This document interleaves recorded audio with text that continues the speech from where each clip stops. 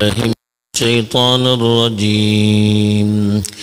بسم الله الرحمن الرحيم. يا بني إسرائيل اذكروا نعمتي التي أنعمت عليكم وأوفوا بعهدي أوف بعهدكم وإياي فارهبون.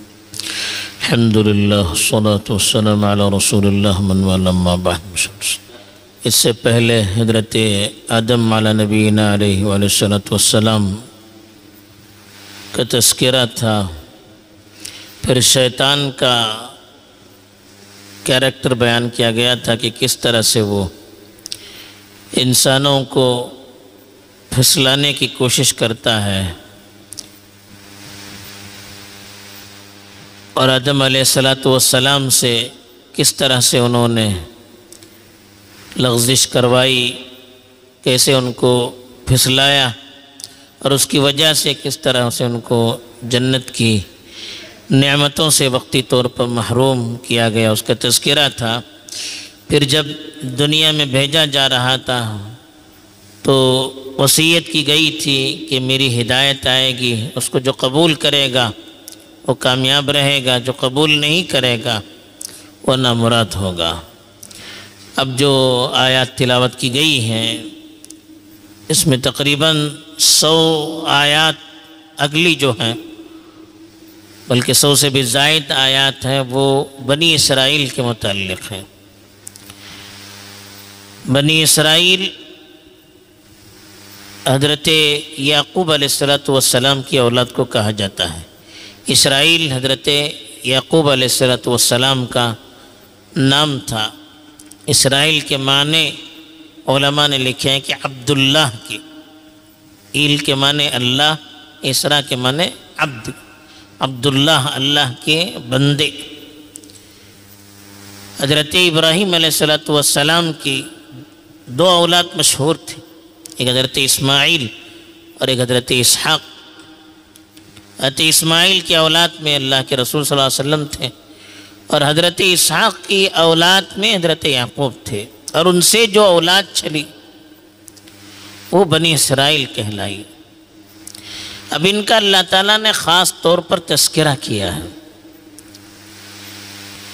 ایک تو یہ بیان کرنے کے لیے کہ اللہ تعالیٰ نے جو آدم علیہ السلام کو بھیجتے وقت نصیحت کی تھی کہ جو ہدایت کو قبول کرے گا وہ کامیاب ہوگا، قبول نہ کرے گا وہ نامراد ہوگا. بنی اسرائیل اس کی واضح مثال ہے کہ اللہ تعالیٰ نے جو نعمتیں ان پر کی، انبیاء کو بھیجا، کتابیں نازل کی، بادشاہ اس میں بھیجے، بڑے بڑے عابد بزرگان دین بنی اسرائیل میں آئے، اور اللہ تعالیٰ کی مدد ہر وقت ان کے ساتھ رہی.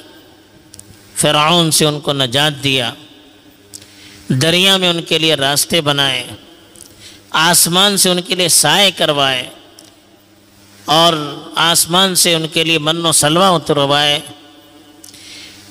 اتنی اللہ کی نعمتیں ان پر ہے کہ قرآن بھرا پڑا ہوا ہے کہ بنی اسرائیل جب تک اللہ کی تابعدار قوم رہی، اللہ کی طرف سے انعامات کی بارش ان پر ہوتی رہی. لیکن یہی قوم جب اللہ کی نافرمانی پر اتر آئی، رسولوں کی ناقدری پر اتر آئی، تو پھر اللہ تعالیٰ نے ان کو دنیا میں بھی نامراد کر دیا اور آخرت میں بھی نامراد کر دیا. اس لیے خاص طور پر بنی اسرائیل کا تذکرہ کیا، چونکہ اللہ کے رسول صلی اللہ علیہ وسلم جب دنیا میں تشریف لائے تھے تو اس وقت بنی اسرائیل اہل کتاب کے نام سے مشہور تھی.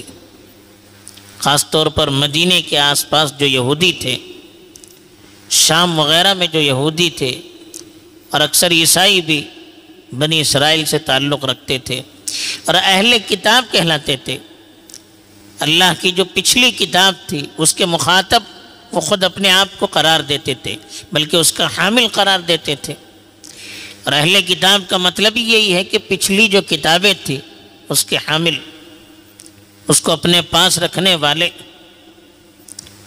اس وقت تک اللہ کے رسول کی بعثت سے پہلے تک جو عیسائی تھے، انجیل کو ماننے والے، اس میں سے جو اچھے لوگ تھے وہ حق پرست کہلاتے تھے، اور عیسائی اس زمانے تک صحیح مذہب تھا۔ اب وہ لوگ وہاں پر موجود تھے جن کی کتابوں میں اللہ کے رسول صلی اللہ علیہ وسلم کا صاف تذکرہ تھا، یہودیوں کی کتابوں میں بھی، عیسائیوں کی کتابوں میں بھی اللہ کے رسول کا تذکرہ تھا، اور یہ تک اس کے اندر تھا کہ جب اللہ کے رسول آئیں تو ان پر ایمان لانا ضروری ہے۔ دوسری طرف اہل کتاب کا اس زمانے میں مشرکوں کے نزدیک بڑا وزن تھا، خاص طور پر مکے کے اور آس پاس کے جو مشرک تھے وہ زیادہ پڑھے لکھے نہیں تھے، مدینے کے بھی۔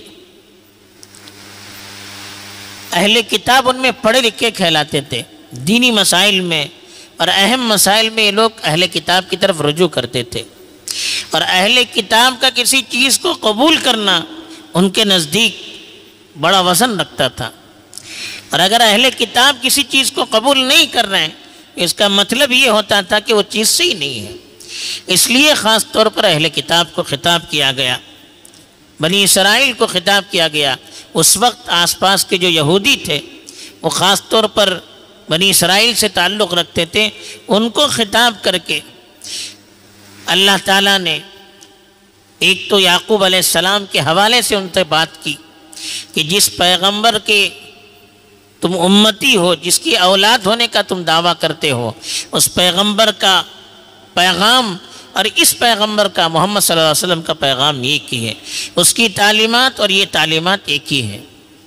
دوسری طرف ان کو ان کی نعمتیں یاد دلا کر ترغیب دی گئی، ان کے جذبات کو بھڑکایا گیا، ترغیب دی گئی کہ حق کو آپ قبول کریں، کہ وہ اللہ جس نے آپ پر اتنے بڑے انعامات کیے ہیں اس کا یہ پیغام ہے، اس پیغام کو آپ قبول کریں۔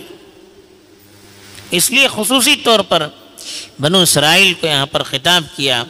چنانچہ اللہ تعالیٰ کا ارشاد ہے، یا بنی اسرائیل، اے بنی اسرائیل، اذکروا نعمتی التی انعمت علیکم، اذکروا یاد کرو، نعمتی میری نعمتوں کو، التی جو، انعمت میں نے تم پر انعام کیا ہے، علیکم تم پر، یعنی بنی اسرائیل کو خطاب کر کے اللہ تعالیٰ نے کہا کہ اے بنی اسرائیل، یعقوب کی اولاد، آپ اپنے پیشواؤں کو ذرا تذکرہ پڑھیں، کتنے بڑے لوگ تھے، کتنے نیک لوگ تھے، کتنے صالح لوگ تھے، ان کی عبادت کا طریقہ کیا تھا، ان کا پیغام کیا تھا، ان کی اولاد ہو آپ ذرا اپنے اوپر غور کریں۔